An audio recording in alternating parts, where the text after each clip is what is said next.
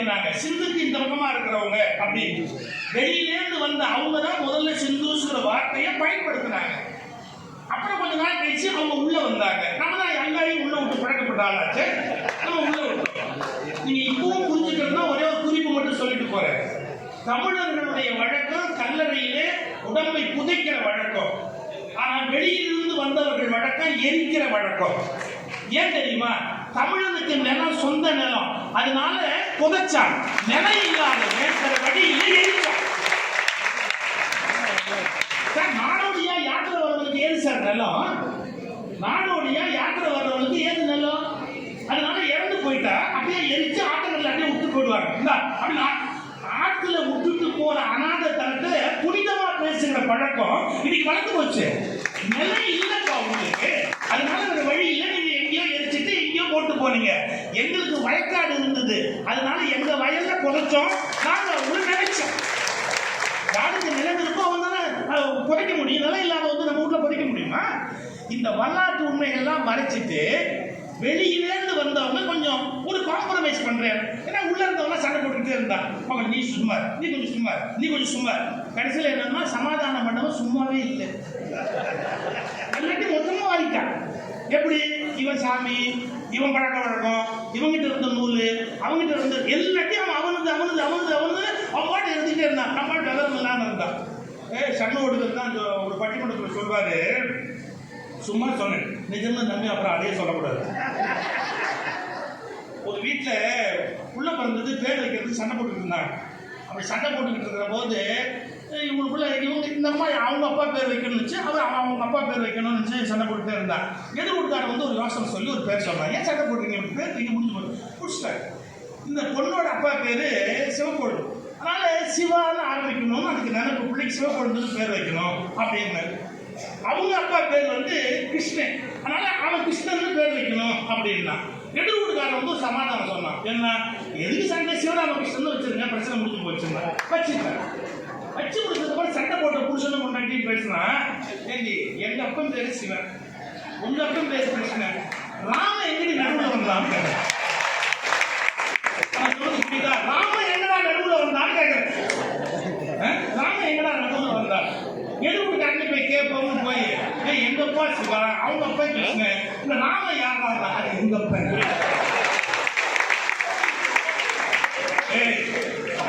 எங்க மரபுல பேர் வைக்கிறதுக்கு நீ ஓன உள்ள கொண்டாந்து விட்டுட்டு சரியான பேர் சொல்றதான்னா அதுக்கு வேற பேர் நான் சொல்ல விரும்பல.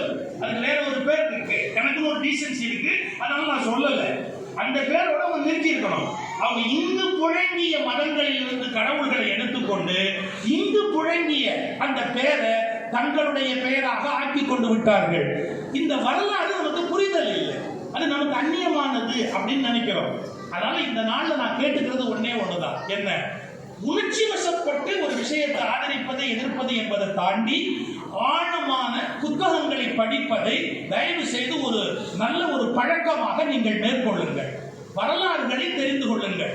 தமிழ்நாட்டில் மாலை போட்டுக்கிட்டு இருந்த கல்ச்சரை மாற்றி இது மாதிரி துண்டு போட்டுகிற போது கூட முதலாக தயவு செய்து புத்தகங்கள் கொடுங்கள் என்று சொன்னவர் நம்முடைய இந்திய முதல்வர் அவர்கள். எதற்காக இப்படி மாலையில் பணத்தை விரயம் செய்கிறீர்கள்? அதற்கு பதிலாக நல்ல புத்தகங்களை பரிசாக கொடுக்கிற பழக்கத்தை மேற்கொள்ளுங்கள் என்று சொன்னவர். அதனால் புத்தகங்களை வாசிக்கிற பழக்கத்தை தயவு செய்து மேற்கொள்ளுங்கள்.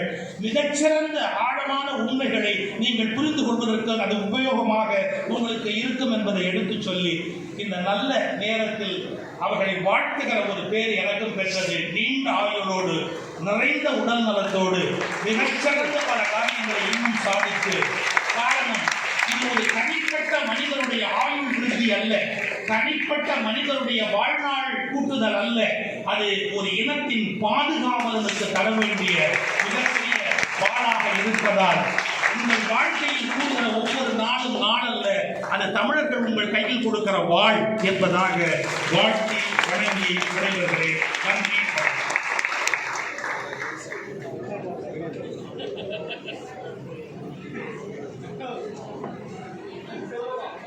அடுத்தபடியாக மாண்புமிகு கூட்டுறவுத்துறை அமைச்சர் அண்ணன் KR பெரியகற்பன் அவர்கள் உரையாற்றுவார்.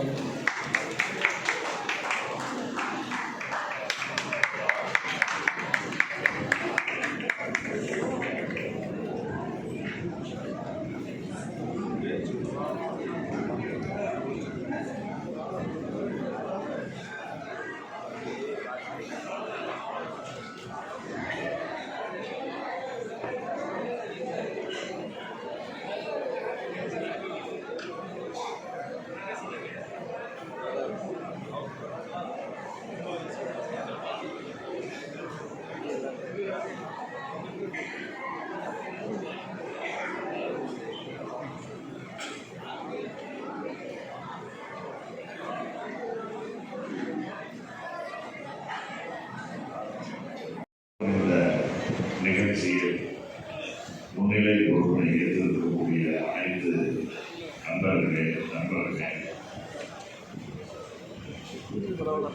எனக்கு முன்னர் இது ஒரு ராவண நேரங்களின் சார்பில் நடத்தப்படுகின்ற நிகழ்ச்சியா அல்லது ஒரு தமிழ் சங்கத்தின் சார்பில் நடத்தப்படுகின்ற நிகழ்ச்சியா என்ன ரொம்ப டீசெண்டாக அந்த எண்ணத்தை உங்களிடத்திலே கொண்டு போய் சேர்ந்திருக்கின்ற பெருமைக்குரியவர்கள் சொல்றேன் ஐயா ஸ்ரீ சிவம் அவர்களே, அந்த பெரிய ஐயா சந்தோஷ் அவர்களே, நடிகர் அப்படின்னு போடுறது ஏதோ திரைப்படத்தில் நடிக்கிறதுனால ஒரு வரலாற்று பேராசிரியர் எப்படி பாடமெடுப்பார்களோ அதை போல இந்திய வரலாற்றை தமிழகத்துடைய வரலாற்றை எல்லாம் நம்முடைய மொழியின் பெருமையை வரலாற்றை இருக்கக்கூடிய நடிகர் பொன்வண்ணன் அவர்கள்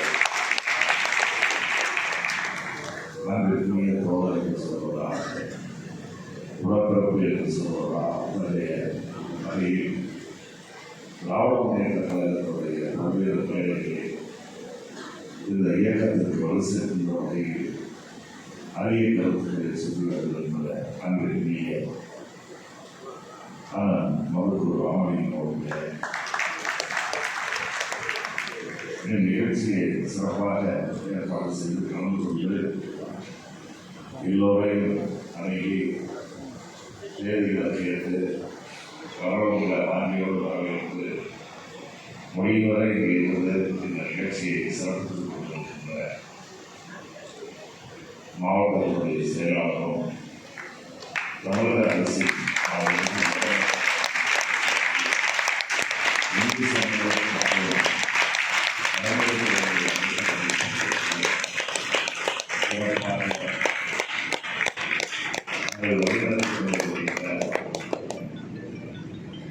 பலர் கூறியது கடந்த காலங்களில் கலைஞருடைய ஆட்சி காலம் இந்து சமய அறநிலையத்துறையுடைய ஒரு காலம் இருந்தது.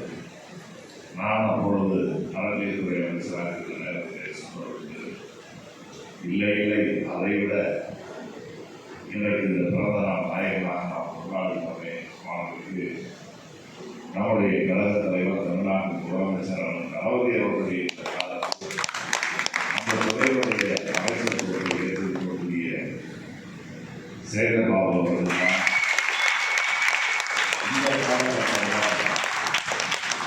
காலகட்டத்தில் பயங்கரமான காலம் சொல்லலாம். அந்த அளவுக்கு அதை விட சிறப்பாக இருக்கின்ற துறை வழிநடத்துகின்ற ஆற்றல் மிக்க அன்பு சொல்வர், அனைவரிடத்திலும் அன்பு பாராட்டக்கூடியவர், அவர்கிட்ட கட்டளையை நிறைவேற்றுகின்றவர்கள் ஏதாவது கொஞ்சம் லேட்டாக ஆயிப்போம் நினைச்சேன்.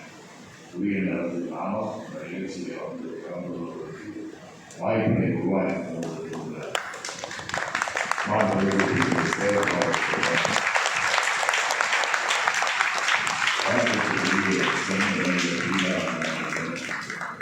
எனது அன்பு மகன் அவர் என் அப்பா தான் சொல்கிறார்.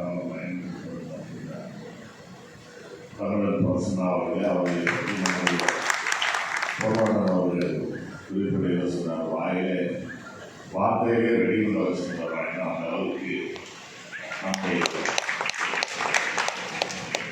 எதிர்காலத்தில் இந்த இயக்கத்தில் எதிர்காலம்னா இன்றைக்கி அவங்க செயல்படாங்க சிறப்பாக செயல்பட்டு எதிர்காலத்தில் இன்னும் இந்த இயக்கத்திற்கு வலு சேர்க்கின்ற பணியை மேற்கொள்ள இருக்கின்ற அன்பு தமிழ் தமிழர் பிரசன்னா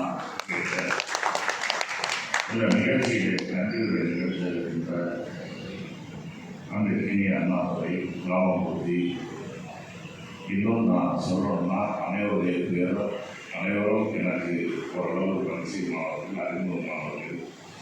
அங்கிருந்து போசன் தொடங்கி இங்கே சீதா ஜெயராமன்லேருந்து இந்த பக்கம் எல்லாருமே எனக்கு நன்கு அறிமுகமானவர்கள்.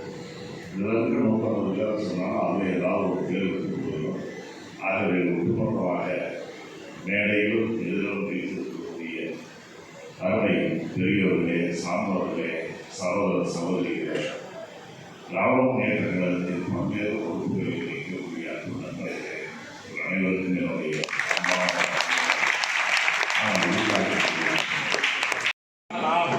என்பதற்கு அடையாளமாக வேலை உத்தரவை வழங்கினார்கள். அது முதல் விழா. நம்முடைய அறநிலையத்துறை அமைச்சர் அவர்கள் ஏற்பாடு செய்திருந்த விழாவிலே நம்முடைய மாண்புமிகு முதல்வர் அவர்கள் அனைத்து சாதியினரும் அர்ச்சகராகலாம் என்ற ஆணை வழங்கினார்கள். அவர்களுக்கு பிறந்த நாள் பரிசை 2 நாளைக்கு முன்பு நம்முடைய சேகர் பாபு அவர்கள் கொடுத்திருக்கிறார். எப்படி தெரியுமா? முதல் முறையாக வயதூரில் நடந்த குடமுழுக்கு பெருவிழாவில் யாகசாலையில் தமிழ் வழியில் படித்தவர்கள் யாக குண்டத்தில் உட்கார்ந்தார். என்னெல்லாம் ஒரு பெரிய கனவு திட்டம். அதெல்லாம் அவர்கள் கொடுத்த பரிசு, முதல்வருக்கு கொடுத்திருக்கிற பரிசு. அதை விட முக்கியம், யாககுண்டத்தில் பங்கேற்ற பிறகு மேலே விமானத்தில் போய் அவர்களைப் போலவே அபிஷேகம் செய்கிற தகுதியையும் அவர்கள் நிலைநாட்டினார்கள். நிலைநாட்டினார்கள். எனவே மாண்புமை அறநிலையத்துறை அமைச்சர் அவர்கள் முதல்வருக்கு பிறந்த நாள் பரிசு வழங்கியமைக்காக நன்றி. இந்த இனிய நிகழ்ச்சிக்கு கலந்து கொண்டு சிறப்புரையாற்றிய எங்களை வழிநடத்தி கொண்டிருக்கின்ற அண்ணன் PK சேகர்பாபு அவர்களுக்கும், மாண்புமிகு அமைச்சர் அண்ணன் KR பெரியகற்பன் அவர்களுக்கும், சொற்பொழிவாளர்களுக்கும், பகுதி செயலாளர்களுக்கும், வட்டக்கழக செயலாளர்களுக்கும், அனைத்து அருகிலே அமைப்பு வளர்ச்சியாளர்களுக்கும், மகளிர்களுக்கும் நன்றி நன்றி.